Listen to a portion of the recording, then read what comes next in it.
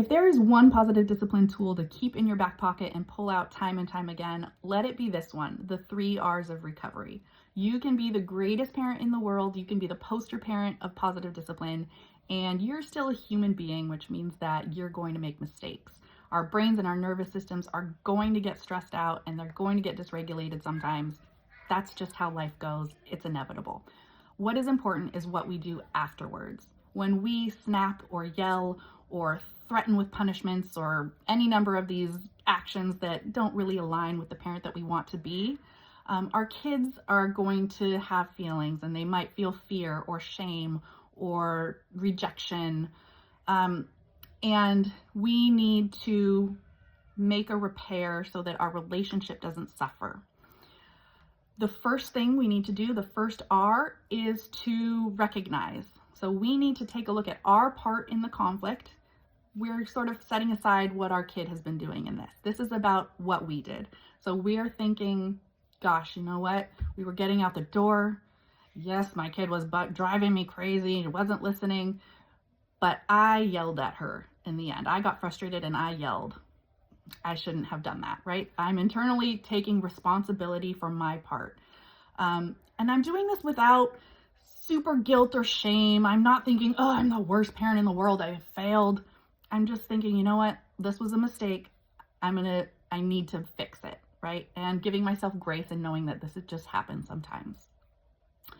So once I have recognized and taken responsibility for my part in the conflict, I'm going to go to my kid and we're going to do the second R, which is reconcile. I'm going to apologize to my kid and I'm going to say, you know what? This morning when we were going out the door, I got really frustrated and I yelled at you. That wasn't okay and I'm really sorry. That's it. These apologies should be short, to the point, succinct. We're not going off into explanations about why I got so frustrated. We're not bringing any blame into, I did this because you had done this, this, and this. It's just a simple, straightforward apology for our actions.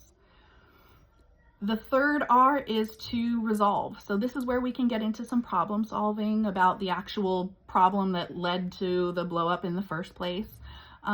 And also kind of resolve how you're going to move forward with your kid. I'm going to tell my kid, you know what, the next time I start to feel frustrated like that in a situation, I'm going to just take a step back and let my body calm down so that I can come back and talk to you respectfully. We want to be modeling the skills we want our kids to eventually learn and be able to do when they're in conflict and be able to repair their own mistakes down the road. The important thing is that we are coming back to address the rift that we caused. We don't want to leave our kids hanging with those unresolved, icky feelings. You know, my parent yelled at me, my parent did something scary or mean or just off. It's easy to just kind of let it go after the tension has settled and everything has, settled down. You could just move past it.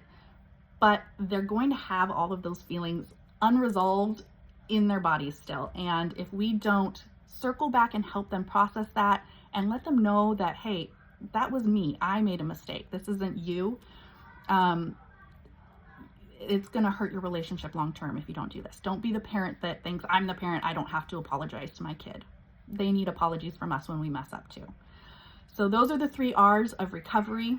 We're going to all need them time and time again.